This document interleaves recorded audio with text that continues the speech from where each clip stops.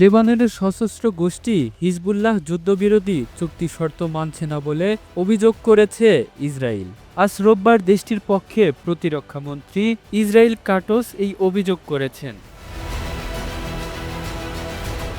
Al Jazeera জানিয়েছে, হিজবুল্লাহকে যুদ্ধবিরোধী শর্ত পূরণ না করার জন্য অভিযুক্ত করে সতর্ক করেছেন ইসরায়েলি প্রতিরক্ষামন্ত্রী। তিনি বলেন, যদি তাদের যোদ্ধারা চুক্তি লঙ্ঘন করতে থাকে তাহলে ইসরায়েল আক্রমণ করতে বাধ্য হবে।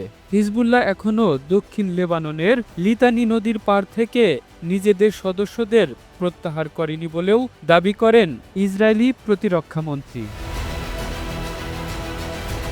বলেন, যদি এই শর্ত পূরণ করা না হয় কোনো চুক্তি হবে না এবং ইসরায়েল উত্তরের বাসিন্দাদের তাদের বাড়িতে নিরাপদে প্রত্যাবর্তন নিশ্চিত করার জন্য নিজস্ব পদক্ষেপ নিতে বাধ্য হবে। যুদ্ধবিরতি চুক্তি অনুযায়ী আগামী ২৬ জানুয়ারির মধ্যে ইসরায়েলি বাহিনীর দক্ষিণ লেবানন থেকে বেরিয়ে যাওয়ার কথা রয়েছে। লেবাননের হিজবুল্লাহ ও ইসরায়েলের মধ্যে ১ বছরের বেশি সময় ধরে লড়াইয়ে কয়েক হাজার মানুষ নিহত হওয়ার পর অবশেষে গত ২৭ নভেম্বর যুদ্ধবিরতি চুক্তি কার্যকর হয়। তখন জানা যায়, লেবানন থেকে তাৎক্ষণিক সেনা প্রত্যাহার করবে না ইসরায়েল। অবশ্য ৬০ দিনের মধ্যে তাদের অবশ্যই লেবানন থেকে সেনা প্রত্যাহার করতে হবে। যুদ্ধবিরতি চুক্তির মধ্যেই হিজবুল্লাহ এবং ইসরায়েলি বাহিনীর মধ্যে ফের সংঘাত শুরু হয় গত ডিসেম্বরের শুরুতেই। পাল্টাপাল্টি হামলার পর যুদ্ধবিরতি চুক্তি ভেস্তে যাওয়ার আশঙ্কা দেখা দেয়। লেবাননের স্বাস্থ্য মন্ত্রণালয়ের দাবি, সংঘাতের অবসান ঘটানোর জন্য উভয় পক্ষের চুক্তির পরও ইসরায়েল বিমান হামলা চালিয়েছে কয়েক দফা।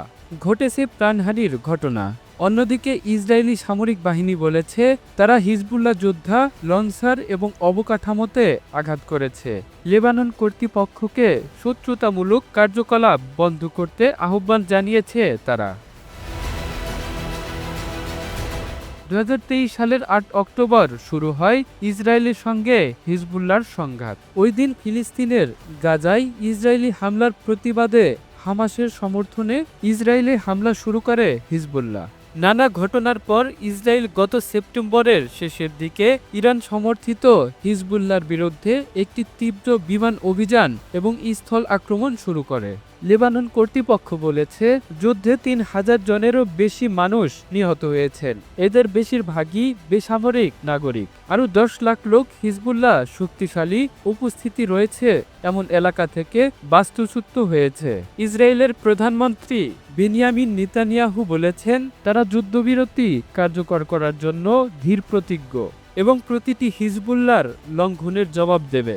আর হিজবুল্লাহ বলেছে, যুদ্ধবিরতি চুক্তি ইসরায়েল বারবার লঙ্ঘন করেছে। কামরুল ইসলাম, এই ধরা, ইন্টারন্যাশনাল ডেস্ক।